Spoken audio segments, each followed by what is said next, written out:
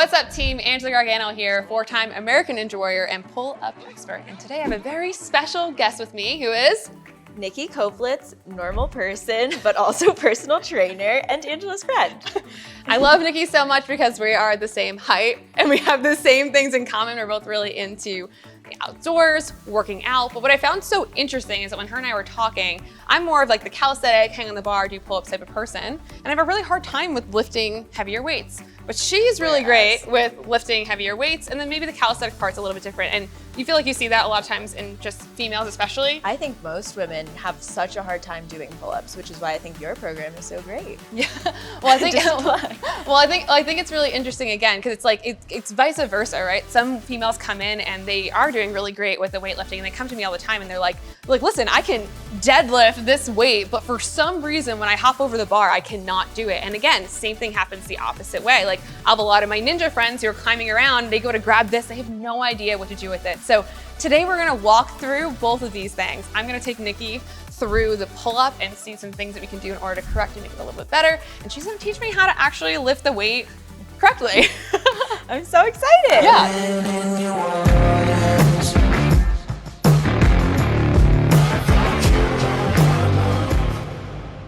So we're gonna start off here with the pull-up. So what I'm gonna do is I'm gonna have Nikki come here. She's gonna show me her pull-up. And what I'm gonna do, and I've actually done this with a lot of people before, is we're gonna conduct a pull-up audit. So she's just gonna do what she can. Whatever she can do, she's gonna hop up. We're gonna check out her pull-up, and then we'll analyze it a bit as we see her do. Just do as many as you feel like you're comfortable with.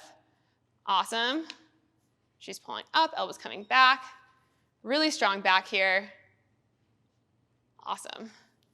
Great work. So a few different things, yeah, right? Woo, pull-ups, here we go. So a few different things I saw here with Nikki's pull-up. Like first of all, awesome pull-up, strong, you were able to get nice 3 ones. But what I did see is I feel like you're using your shoulders a little bit more than your actual lats, which is a very common thing.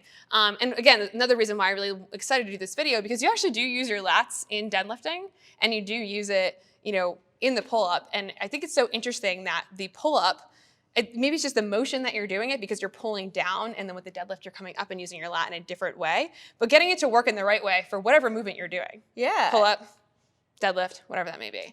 So a few different drills that I want to take her through in order to help her with the pull up and stop using her shoulders as much. And also like, yeah, you did say that you feel like you are kind of pulling like a bit away from the bar when you're doing it, which is interesting. So we'll walk through some drills that she can do in order to help and improve that. So let's go through drill number 1, which I'm actually gonna grab a band for, so just bear with me as I grab a band. Let me grab a band out of my bag. That was such a great sidestep though. All right, so we have a band here, and the biggest thing with the pull-up is, again, making sure that you're really actually activating and using your lats. So we're gonna use this band. I'm gonna loop it around the bar. Okay. And what Nikki's gonna do is she's gonna drop down to her knees, arms up nice and tall, and she's gonna do a shoulder shrug and then pull down, pulling their elbows down to her side. And I want her to keep saying to herself, pull down instead of pull up, and we'll talk about why in a second. So she's gonna come down to the floor, hop onto her knees, her hands are super straight, go up a little bit higher on the band too so you have a little more tension. So both, yep. And she's gonna shrug, she's gonna keep her core nice and tight, so relax the core, yep. Shrug first and then pull down, pull your elbows back. Hold it, 1, 2, and then come up. See how she's not using her shoulders here? She's shrugging, pulling down. She's actually using her lat now. So let's just do a few of those. Inhale, exhale, shrug and pull down. And what's really important here is that she's doing that shrug first and then pulling down, because a lot of people will just kind of just keep pulling their arms down, and that is not gonna activate the right muscle. Awesome, let's do a few more here. So shrug, pull down. Yeah, one more. Shrug, pull down. Awesome, come on out. Breathe. How did that feel? Like that feel a little bit different? Like you just feel like you're working in her muscle? Yeah, the shrug part was pretty different than how I was feeling the pull-ups. I feel like a lot of times, and like again, you're a trainer as well, so you probably have trained people before. Do you feel like a lot of people just like pull?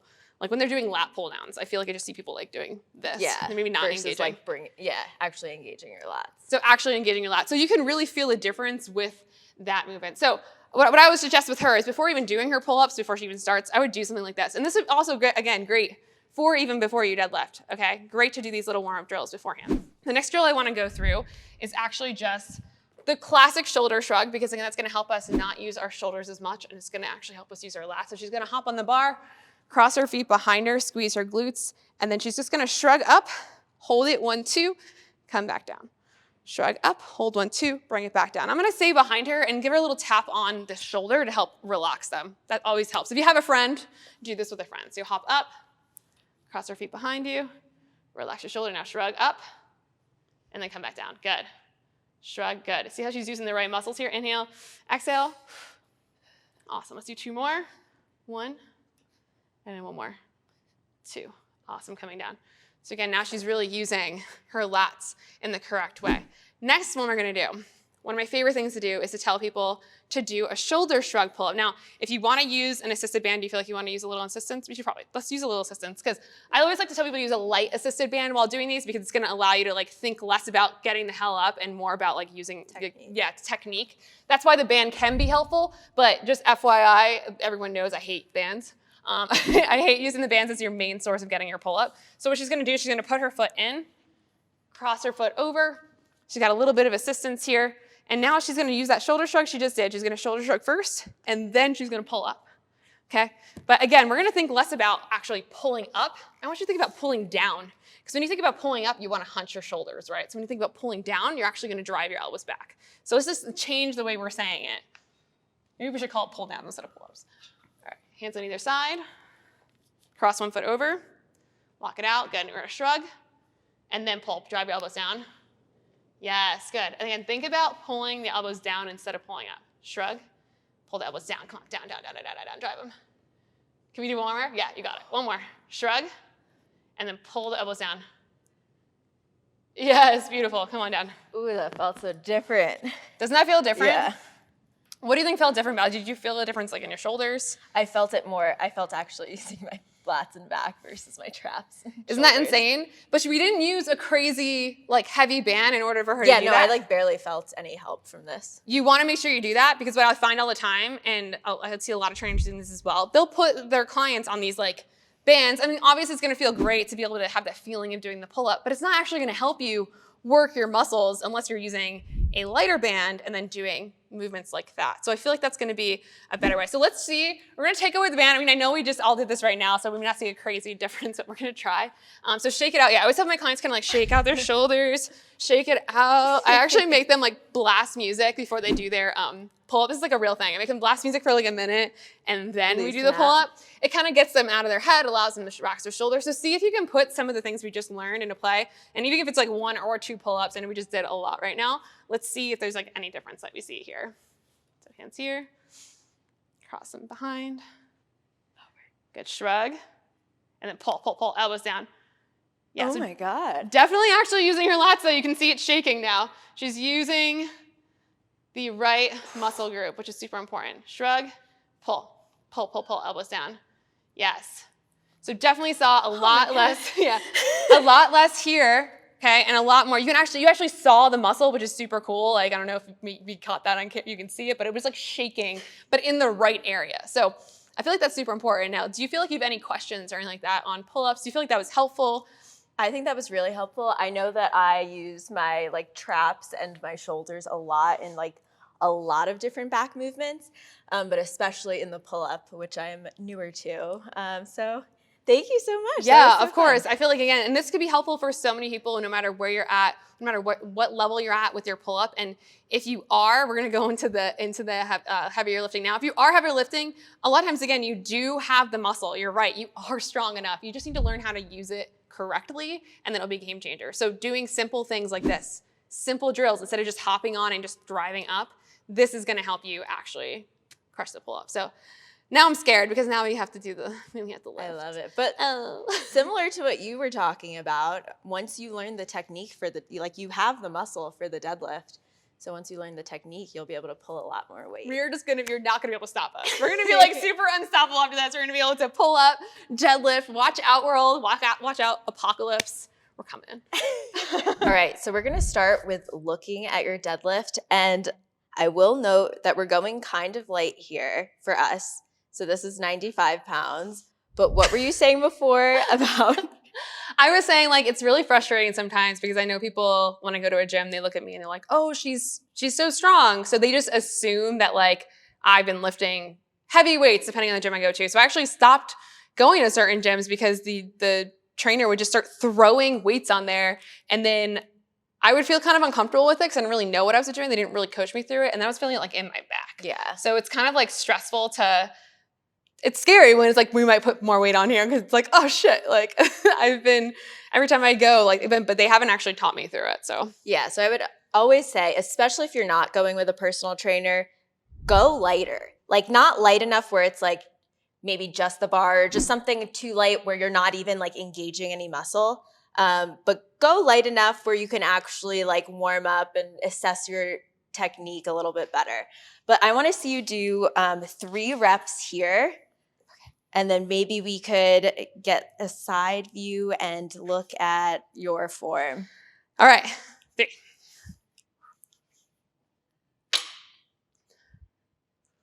Nice.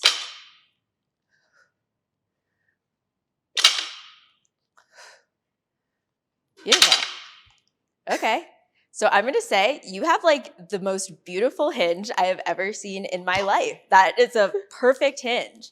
I think the one thing we're going to start with is your setup. What exactly is a hinge? Just because I feel like some people may not like fully understand. Yeah. So the hinge is the part, it's your hips moving forward. So it's almost like a thrust, and it's in so many movements, like any form of deadlift. If you're doing a good morning, if you're doing an RDL, a Romanian deadlift, or if you're doing even a like hip thrust, like that's a hinge movement. What tends to happen, like if we're not hinging, like if it's not a hinge movement, what does it look like? So some people squat up the deadlift. Gotcha. So squatting is when it's like more a knee action than a hip action. So Gotcha. Your hinge was perfect. Yes. I think what we will start with though is your setup. So you were kind of starting away from the bar, like you were very behind, and that's making your upper body and your lower back do a lot of work trying to hinge all that weight up when you're so far from your like center. So I'm going to say the next time you set up, we're going to put your shins against the bar. Your knees can even be a little bit over. And you're going to grasp the bar towards your body. Lift the bar up a little bit because you want to pull the slack out of the bar. And then hinge up. So let's try just that. You made that look so easy. Like, I mean, she's just like, yeah, no problem.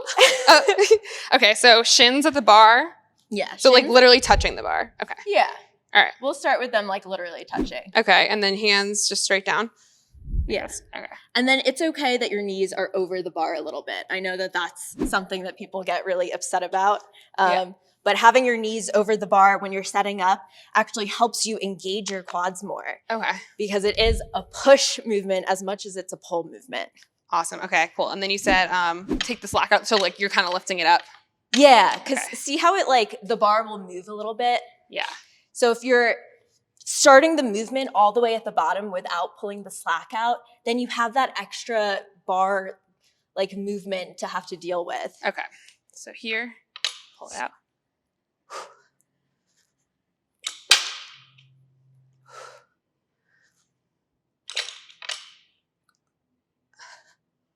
How did those feel? Is that better? That actually felt way easier. Yeah. I didn't feel it.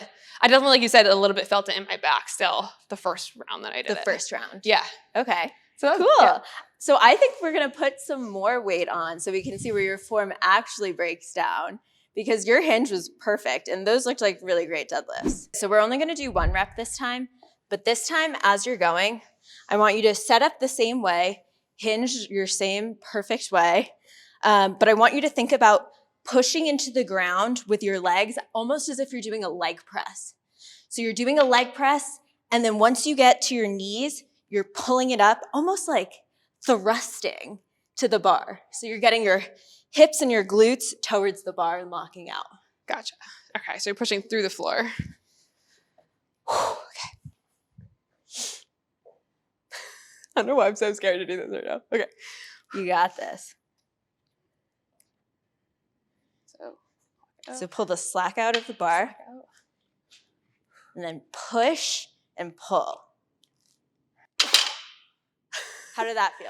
It actually felt way easier than I thought it was gonna feel. You like blasted it. That was so I was quick. scared though, because I feel like I've never done a weight this heavy before. I know you're like surprised by that, but I haven't.